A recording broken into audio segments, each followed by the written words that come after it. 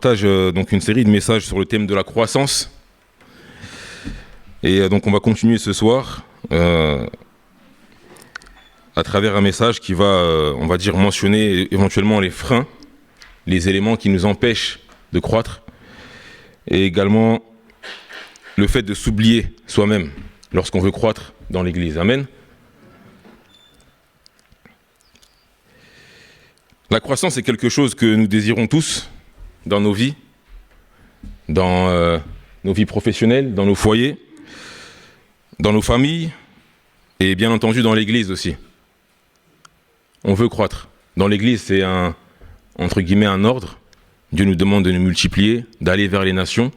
Et dans la vie de tous les jours, c'est des fois une nécessité ou une volonté de s'épanouir. Et la croissance, lorsqu'elle vient, elle n'est pas neutre. Elle vient avec un lot de conséquences, un lot d'événements.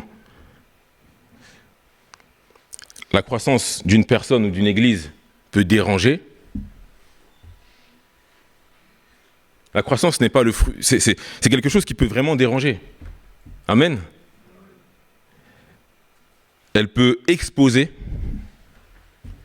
Il est rare de voir des chefs politiques travailler en secret. Amen. Ce sont des gens qui sont exposés. Les personnes qui réussissent dans le monde professionnel sont également exposées. Une église qui grandit est également exposée. Amen. Et toute cette exposition, toutes ces conséquences qui sont générées par la croissance demandent des fois des ajustements dans nos routines, dans notre façon de voir les choses et dans notre façon de vivre Christ. On va prendre un exemple, et je pense que je ne suis pas trop mal placé pour en parler. Quand une famille accueille un enfant, tout change. On change tout. Notre organisation, notre communication, notre prise de conscience qu'on devient responsable. On devient conscient qu'on est responsable, en fait, d'une âme. Amen. Donc tout change, on change tout. De même que lorsqu'on se marie, on ne pense plus à soi-même, on pense pour deux, on pense pour un foyer. Et lorsqu'on accueille 1, 2, 3 enfants, on fait le nécessaire pour que les choses puissent correspondre à la réalité que nous vivons au quotidien. Et peu importe le nombre d'enfants, on fait le nécessaire pour accueillir l'enfant qui arrive dans les meilleures dispositions. Et la famille le voit aussi. On nous offre des cadeaux. Il y a une joie immense qui est partagée par la famille, par les proches. Et c'est un plaisir, c'est un réel plaisir. Lorsqu'on accueille un enfant, on change de voiture, donc on s'adapte. Amen. On change des fois de maison, on change nos critères de recherche parce qu'on vit une nouvelle réalité. Et il serait fou pour un parent d'accueillir un enfant et de rester le même, de ne pas être responsable, de ne pas adapter, on va dire, la réalité à cette croissance. Et souvent, lorsqu'on accueille, on va dire, une croissance, ou lorsqu'on veut grandir, lorsqu'on demande une bénédiction qui va nous permettre de croître professionnellement, spirituellement ou autre, on n'est pas toujours conscient, avec notre intelligence humaine, du prix à payer. Du prix à payer. Il y a un prix à payer. Comme je l'ai dit, lorsqu'on accueille un enfant, il y a de la joie qui est partagée dans la famille, mais il y a aussi un lot de responsabilités. Les nuits de sommeil qui se réduisent. Amen. Ça fait rire certains. Donc les nuits de sommeil qui se réduisent. Peut-être des contraintes nouvelles dans l'emploi du temps. Donc on cherche à répondre à ces contraintes. Et on fait tout notre possible pour être la meilleure maman ou le meilleur papa possible. Dans Luc 12, 48, il est dit « On demandera beaucoup à qui l'on a donné beaucoup, et on exigera davantage de celui à qui l'on a beaucoup confié. » Grandir, ce n'est pas simplement, dans l'Église je parle bien entendu, ce n'est pas simplement accueillir des nouvelles personnes, mais c'est aussi porter plus de responsabilités, c'est peut-être plus d'engagement, développer aussi une plus grande dépendance à Dieu. Et la question n'est pas donc simplement est-ce que nous voulons croître, est-ce que nous cherchons à croître, mais c'est aussi est-ce que nous sommes prêts pour ce que la croissance implique dans nos vies de chrétiens ou dans l'Église. Amen. Et si on fait l'analogie dans le monde du travail, lorsqu'une entreprise augmente son activité, elle va aussi adapter sa méthodologie de travail, elle va adapter peut-être son local, elle va adapter une série de choses qui vont faire que l'entreprise va assurer ou faire en sorte que la croissance soit assurée de la meilleure façon possible. Et on a tous vécu ça dans un moment où une entreprise veut évoluer, changer, des personnes qui vont dire « mais on a toujours fait comme ça ». Amen. Mais on a toujours fait comme ça, pourquoi on doit changer? Dans le temps, on faisait comme ça. Et encore une fois, dans le monde de l'entreprise, pour faire face à ce genre de situation, on va faire appel à des consultants, à des directeurs qui vont venir et qui vont faire en sorte d'encadrer ce changement. Des fois par des plans de licenciement, en éliminant les personnes les plus réticentes. Dieu merci, ce n'est pas la méthode employée dans l'Église. Amen.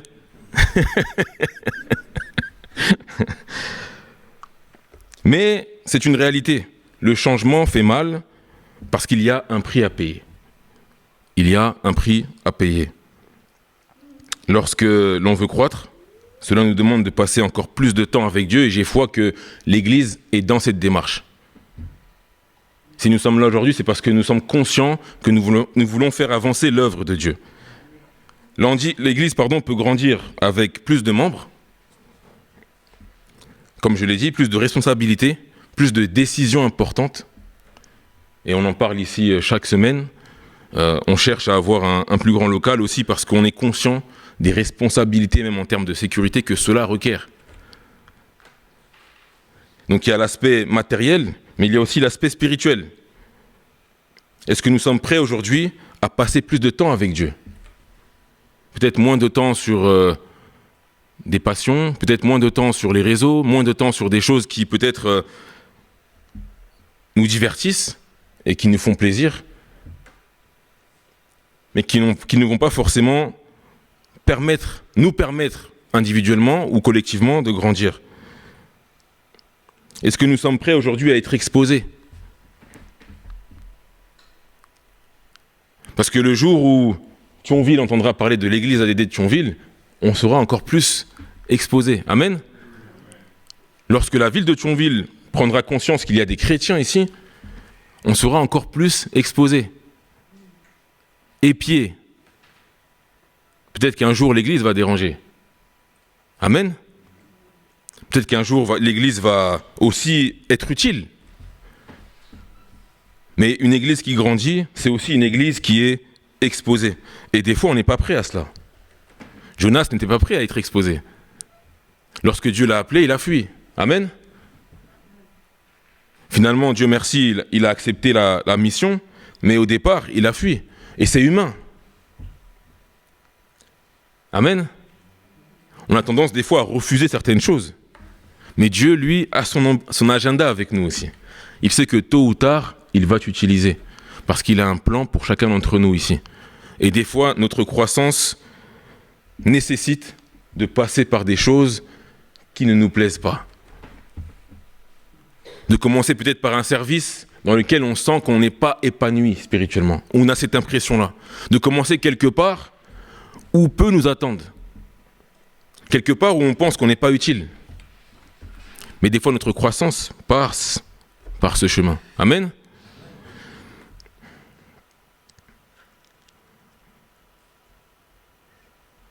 Je me rappelle, petite anecdote, la fois où... Bon, je vais m'ouvrir un peu. La fois où le pasteur m'a proposé de prêcher. En réalité, vous allez le voir pour un sujet bien particulier. J'avais une entreprise qui marchait très très bien. Et puis du jour au lendemain, j'ai commencé à avoir des difficultés. des difficultés dans la trésorerie, des difficultés à tenir mois après mois, et est venu le jour où l'entreprise a fait faillite. C'était très dur. C'était ma première entreprise. J'avais 28 ans lorsque je l'ai lancée et 30 ans passés lorsqu'elle a fait faillite. Je suis allé le voir et je lui ai dit, voilà, pasteur, je suis en difficulté, j'aimerais trouver des solutions pour sauver ma boîte. Et on a prié aussi avec certains frères ici, prédicateurs.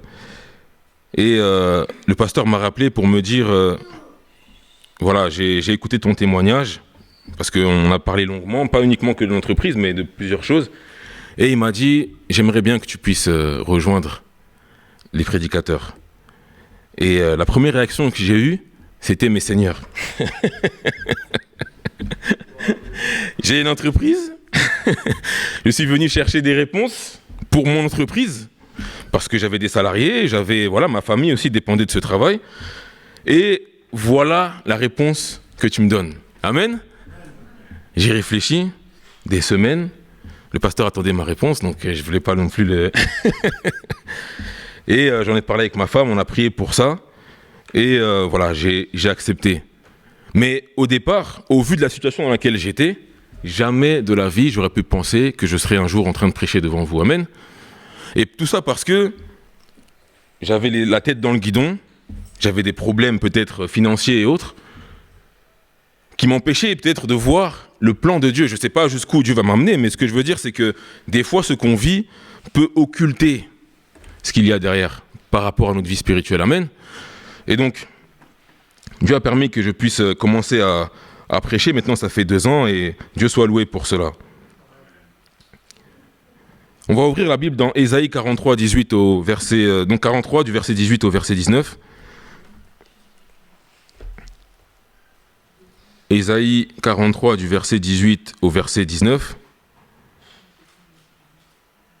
Ne pensez plus aux événements passés et ne considérez plus ce qui est ancien. Voici, je vais faire une chose nouvelle. Je mettrai un chemin dans le désert et des fleuves dans la solitude. Amen. Dieu agit par du nouveau, mais l'attachement à l'ancien peut bloquer sa volonté. Lorsqu'on est attaché au passé, lorsqu'on est attaché à nos habitudes, lorsqu'on est attaché à notre expérience, lorsqu'on est attaché à des choses passées ou des choses qu'on pense maîtriser, il est difficile pour lui d'accomplir sa volonté dans notre vie. Lorsque on a du mal à se projeter avec des choses nouvelles, des outils nouveaux, des chemins nouveaux, il est difficile pour nous d'avancer et on peut même s'endormir spirituellement. On peut même stagner. On s'habitue à cette stabilité sans s'en rendre compte et on résiste au changement. Des fois, on culpabilise parce qu'on a péché et on pense que Dieu ne peut plus nous utiliser. On culpabilise ou on ne se sent pas capable de faire une chose, alors on se dit non, voilà, on refuse. Et quelque part, c'est aussi, j'ai parlé de Jonas tout à l'heure, c'est aussi le sentiment qu'avait eu Jonas envers le peuple que Dieu voulait sauver à Ninive. Jonas a eu un jugement humain. Seigneur, tu ne peux pas les sauver, ils sont mauvais. Peut-être qu'il a eu même peur d'aller vers ces gens-là, parce qu'il avait peur peut-être d'être jugé, d'être mélangé avec ce peuple. Mais Dieu l'a utilisé puissamment. De même, l'apôtre Paul, lorsque Dieu l'a rencontré, il a accepté de changer. Les gens ont eu du mal à accepter que l'apôtre Paul avait changé. Parce qu'il connaissait son passé. Mais Dieu, lui, ne veut pas agir dans nos vies avec ce qui est passé. Amen.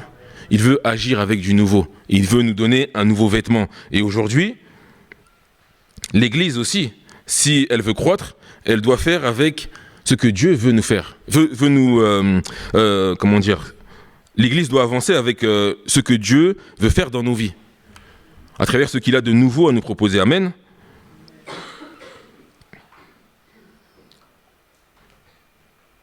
La croissance n'est pas freinée par notre manque de vision, mais par la résistance au changement. Je suis persuadé qu'ici, il y a peut-être des rêves qu'on n'a pas accomplis, des fois par peur.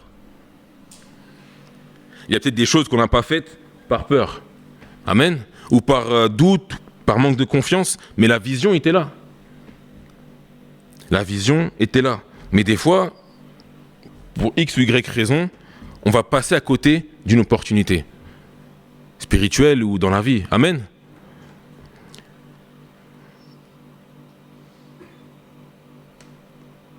Et donc, lorsque je parlais de s'oublier à soi-même, c'est aussi ça.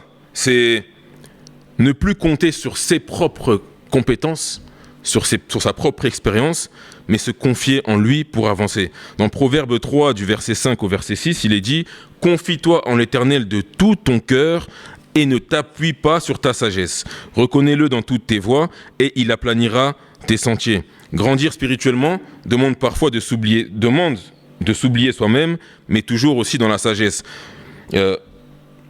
Lorsqu'on se présente devant un médecin, on lui fait confiance. On ne cherche pas à savoir comment le médicament a été conçu. Amen. On lui fait confiance. On lui explique ce qu'on a et on lui fait confiance. Et avec Dieu, c'est pareil. Peu importe qui on est. On fait confiance au médecin qu'on va voir pour peut-être la gêne qu'on peut avoir, la maladie qu'on peut avoir, le problème qu'on peut traverser. Pierre, lui, était pêcheur de métier. Il connaissait son travail sur le bout des doigts. Mais lorsqu'il a rencontré Jésus au bord de l'eau, à une certaine heure, il a compris ce qui se jouait. Parce qu'il était à l'écoute. Je pense que tout le monde connaît ce passage où il dit « Seigneur, sur ta parole, je jetterai le filet. » Sur ta parole. Donc il était à l'écoute. Amen. Il était sensible à la parole. Et c'est ce qui l'a poussé à faire confiance à Dieu. Frères et sœurs, le message que j'aimerais qu'il puisse rester aujourd'hui dans nos cœurs, c'est que Dieu veut vraiment nous utiliser. Dieu a un plan pour Thionville. Dieu a un plan pour chacun d'entre nous ici présents. Des âmes sont à sauver à Thionville et cela passe par la croissance de notre Église, passe par la croissance de notre vie spirituelle. Si on prend Abraham, c'est la même chose. Il a eu un fils unique et Dieu avait préparé le temps et les circonstances pour lui permettre d'accepter de sacrifier son fils. Amen. À travers l'histoire d'Abraham, ce que je veux surtout partager, c'est le fait que Dieu avait tout préparé. Lorsqu'on parle de croissance, Dieu en réalité a déjà pourvu.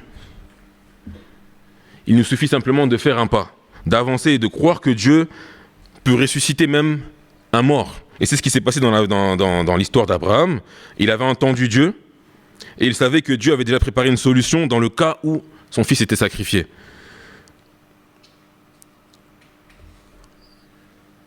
Nos cœurs font des projets, mais c'est Dieu qui a le dernier mot. Amen. Abraham avait, comme j'ai dit, un fils unique. Et lorsqu'il a tout d'abord demandé à Abraham de quitter sa famille, sa maison, on va dire, Dieu avait associé à cela une promesse. La croissance, c'est aussi quitter un endroit pour aller vers un autre endroit. Grandir, c'est quitter une situation pour aller vers une autre situation. Et des fois, on ne sait pas trop où on va, on ne sait pas trop comment diriger cela, mais ce qui peut nous aider en tout cas à avancer, c'est le fait d'être connecté à Dieu. Le fait de prier, de lire aussi la parole, c'est important, pour pouvoir comprendre en fait là où Dieu veut nous amener. Et c'est ce qui s'est passé dans la vie d'Abraham. Et à quelques reprises, il y a eu des doutes, il y a eu des moments où on peut considérer que lui et sa femme ont fait peut-être des erreurs parce qu'ils avaient reçu la promesse, mais ils ont voulu la précipiter. Amen. Ils ont voulu par moments la précipiter. Lorsqu'on parle de croissance, on ne parle pas d'un chemin qui est linéaire, qui est simple. La croissance nécessite des sacrifices. Sur le chemin de la croissance, on peut rencontrer des difficultés. On peut rencontrer des obstacles. Mais cela ne doit pas forcément nous pousser à revenir en arrière ou à douter. Sarah, lorsqu'elle a reçu la promesse, une des premières choses qu'elle a faites, elle a ri. Parce que pour elle, c'était inconcevable de pouvoir enfanter à un âge avancé. Le temps est passé et elle a poussé son mari à aller vers sa servante. Il a eu un enfant et cela a engendré des tensions dans la maison. On ne sait pas comment les choses auront pu se passer si cela n'était pas arrivé, mais ce qu'on sait, c'est que cela s'est passé comme ça. Et est venu un jour où ils ont eu leur enfant. Dieu a demandé à Abraham de présenter son enfant sur l'autel. Et si on se met à sa place, aujourd'hui on prie pour croître, on prie pour grandir spirituellement, matériellement et dans différents domaines. Et c'était aussi une croissance pour lui, le fait d'agrandir sa famille. Et à un moment donné, Dieu lui a demandé de tout rendre, entre guillemets, tout donner. Et il était prêt à le faire. Et si on se met à sa place, si demain je deviens un millionnaire, est-ce que je suis prêt à tout rendre? Est-ce que si demain j'ai un enfant, je suis prêt à le sacrifier? C'est pas une décision facile. Amen. Est-ce que si demain Dieu me bénit, je suis prêt à tout abandonner? Amen.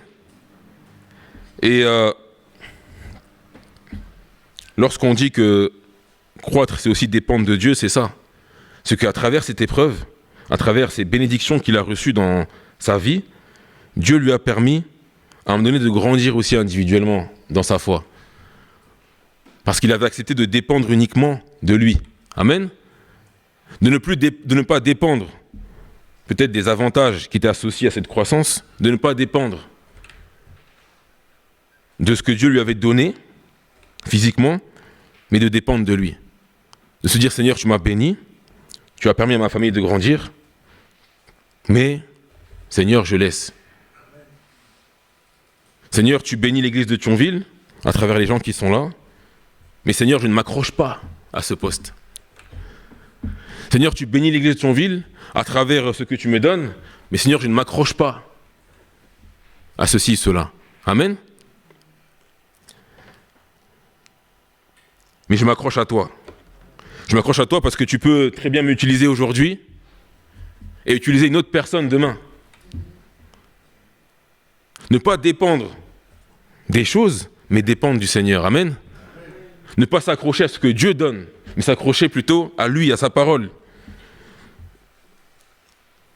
Que nous soyons une église... Ma prière de ce soir, justement, c'est que nous soyons une église dépendante du Saint-Esprit, une église qui écoute avant d'agir, comme les exemples que j'ai pu citer tout à l'heure, et une église prête à obéir, même quand cela nous coûte. Je sais qu'on le fait déjà, et je sais qu'on va continuer à le faire, que Dieu nous aide à grandir encore à travers sa parole dans les différents services, dans l'œuvre qui est faite jusqu'à présent à Thionville. Et pour terminer, on va ouvrir la Bible dans Jean 3, au verset 30.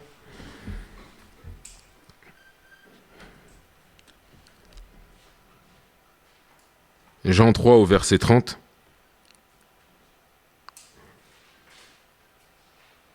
Il faut qu'il croisse et que je diminue. La croissance demande du courage, demande de l'humilité et une confiance renouvelée. Même si des freins existent, avec le confort, la peur, les jugements ou la routine, elles demandent du courage. Encore une fois, si je reprends l'exemple du disciple Pierre, lorsque Jésus est venu le trouver au bord de l'eau, il n'a pas dit au Seigneur, « Seigneur, moi je suis un pécheur depuis 10 ans, j'ai péché toute la nuit, qu'est-ce que tu me racontes ?» Non, il a fait preuve d'humilité, il a accepté d'écouter le Seigneur, il lui a fait confiance, et derrière il a pu pêcher un nombre de poissons incalculable. Dieu cherche une église prête à avancer, à se remettre en question. Tout n'est pas parfait. Tout n'est pas parfait. Nous devons croître et tout ne sera pas parfait non plus. Mais tout est parfait lorsque nous confions cela à Dieu. Nous ne serons jamais parfaits tant que nous serons ici sur terre. Amen. Mais Dieu peut nous utiliser tels que nous sommes, avec nos qualités, nos défauts, nos différences. Et Dieu veut nous utiliser tels que nous sommes. Et donc j'ai dit, Dieu cherche une église prête à avancer, à se remettre en question et à dépendre pleinement de lui. Si nous voulons voir Dieu agir,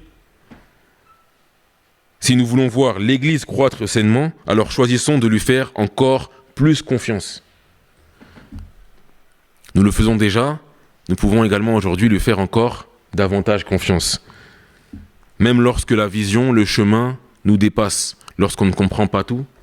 Aujourd'hui, il y a des nouveaux outils avec la technologie et c'est dommage parce que je trouve qu'on laisse beaucoup de place des fois à des personnes qui n'apportent pas, sans vouloir critiquer, mais qui n'apportent pas forcément, qui n'édifient pas.